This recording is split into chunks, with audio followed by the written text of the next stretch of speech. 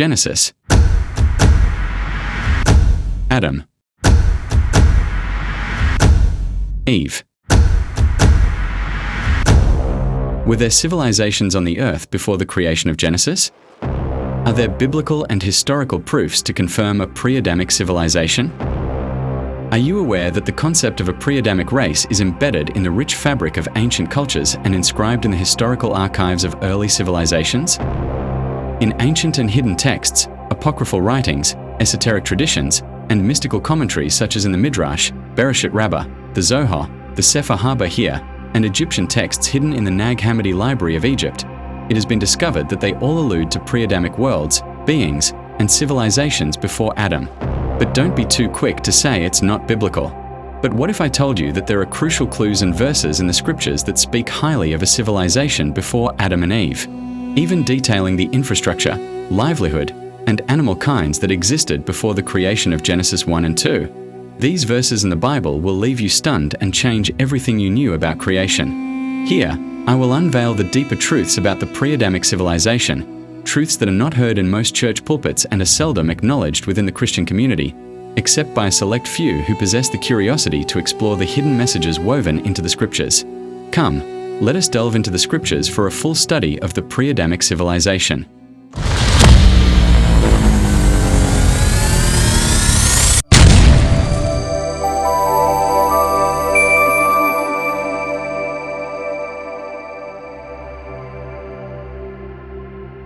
For centuries, the few first passages of Genesis 1 has been heavily debated over coffee breaks, in churches, among scholars, and among family circles. The first sentence, "In the beginning, God created the heavens and the earth," sets the stage for what feels like the start of a pristine, new creation. Yet, the very next verse halts us abruptly, "And the earth was without form and void, and darkness was upon the face of the deep." Knowing the character of God, this changes every perspective because God doesn't create things barren, dark, and chaotic. To grasp the concept of a pre-Adamic civilization, we must first examine Lucifer's role as the light bringer. This raises an intriguing question. If Lucifer was tasked with bringing light, to whom was this light intended? It could not have been for the angels, as they were already endowed with the divine illumination of God. Thus, Lucifer's role must have been directed elsewhere, toward a realm devoid of light. The most plausible recipient was Earth, a terrestrial domain distinct from the heavenly realm. Unlike heaven, Earth was not composed of ethereal substances, yet it stood as one of the two primary domains of existence described in Genesis 1 verse 1. In the beginning, God created the heaven and the earth. This denotes that the earth existed when the heaven was created, before the firmament or sky came into existence. So, could Lucifer be carrying the light to the earth?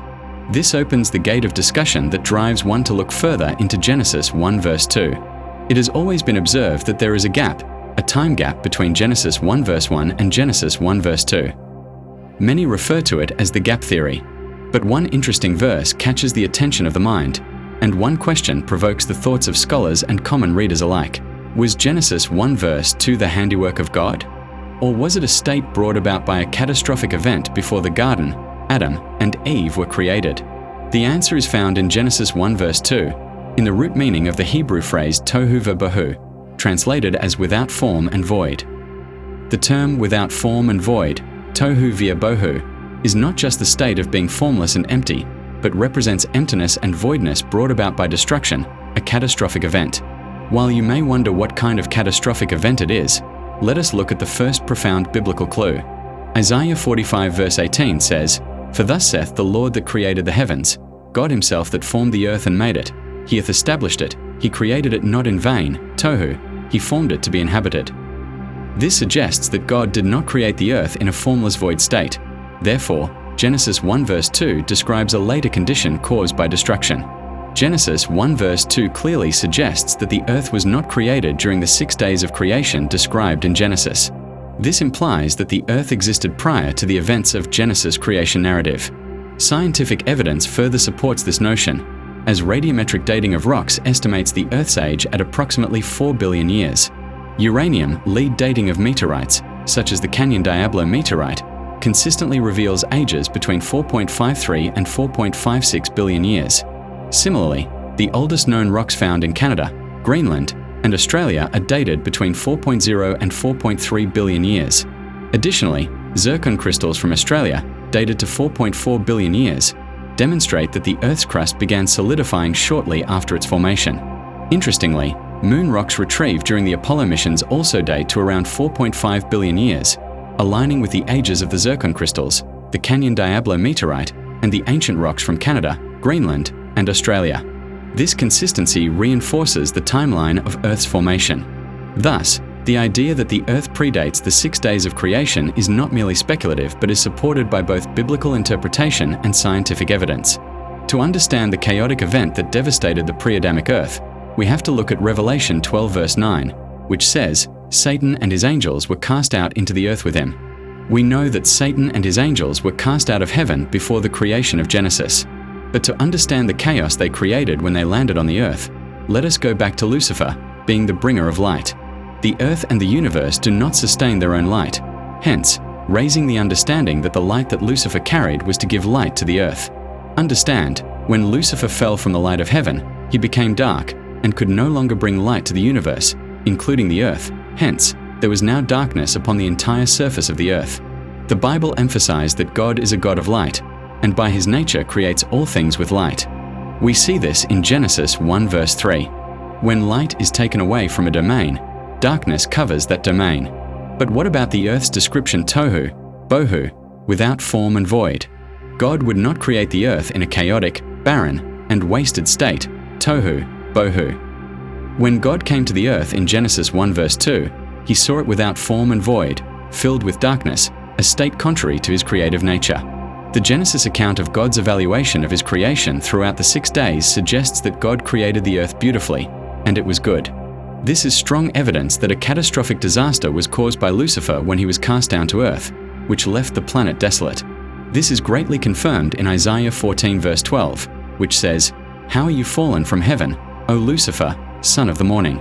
How are you cut down to the ground, which did weaken the nations?" Many ask the question, which nation did Lucifer weaken when he was cast down? The Hebrew word here for weaken is kalash, the primitive root which implicates to overthrow, decay, to discomfort, to waste away. This indicates that Lucifer overthrow, caused decay, discomfort, and wasted away these nations. But there is yet even further evidence to this enlightenment. We understand what happened to the civilization when Lucifer fell, but another question comes to mind. Was this nation referring to the nation of Israel or nations before Adam and Eve? The answer is found in Jeremiah. Though Isaiah and Moses gave vital clues to a pre-Adamic civilization, Jeremiah, however, gave 4 mind-blowing pieces of classified information, briefly detailing what existed in the civilization before the creation of Genesis. Jeremiah 4 verses 23 to 26 says, "I beheld the earth and lo, it was without form and void.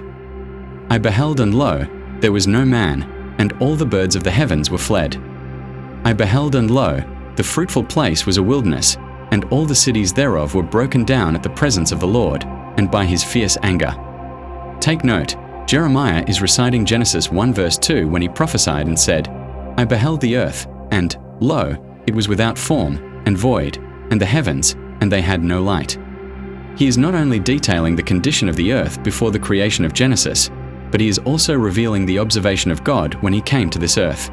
So here are the 4 major clues given in Jeremiah chapter 4 to denote a pre-Adamic civilization.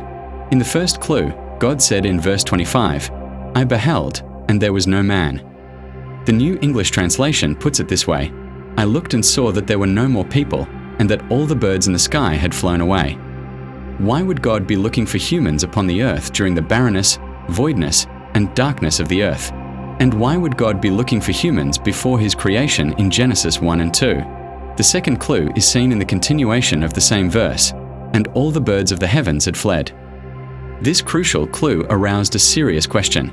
If there were birds before the sky was created in Genesis 1 verse 6, wouldn't they need air to breathe and a sky to fly in? To prove that life existed on earth before God's creation in Genesis 1 and 2, let's explore for a minute the word heaven found in Genesis 1 verse 1, which reveals intriguing secrets to the existence of animals, especially birds, before the creation in Genesis. The Hebrew term shamayim, translated as heaven in Genesis 1 verse 1, is plural in form and encompasses several meanings, including outer space, the second heaven, as well as the first heaven, the sky or firmament where birds fly. But here is where it gets mysteriously interesting. The first heaven or firmament where there was breathable air was not created until the second day of creation, Genesis 1 verses 6 to 8. Yet, Jeremiah is describing what God saw when he came to the dark, empty earth before creation and mentioned birds flying away. Therefore, if birds existed before the 6 days of creation, it means there was indeed a sky or firmament with breathable air long before Genesis. This means the firmament created in Genesis 1 verse 7 was not the first firmament, but the second, a restoration of the first. But it gets more interesting in the third clue. God said, "I beheld, and lo, the fruitful place was a wilderness." This line gives a spectacular image of what the earth was before it became a void wilderness. It was a fruitful place, denoting a fertile, rich, and thriving garden. Yet, the fourth clue nails it all together. Verse 26 says, "And all the cities thereof were broken down."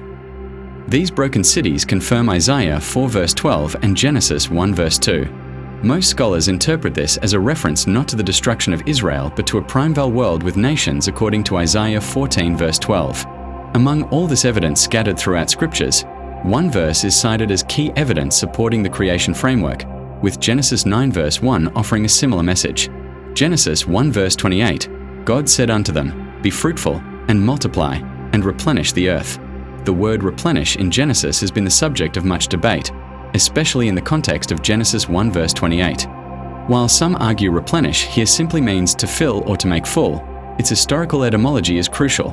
Replenish comes from Old French replenis, during the 12th to 13th century, and originally meant to fill again, to restock, to place what was there before and is not.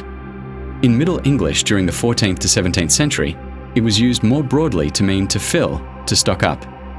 But by the 18th to 19th centuries, English restored the word replenish to its earliest meaning, to refill, to supply again, to fill again, restore a previous supply. Thus, the KJV translators may have preserved the older nuance, implying that Adam and Eve were tasked not with filling an empty world for the first time, but with refilling a previously inhabited earth. The prefix re- from Latin and Old French most commonly means again or back, and indicates a repetition.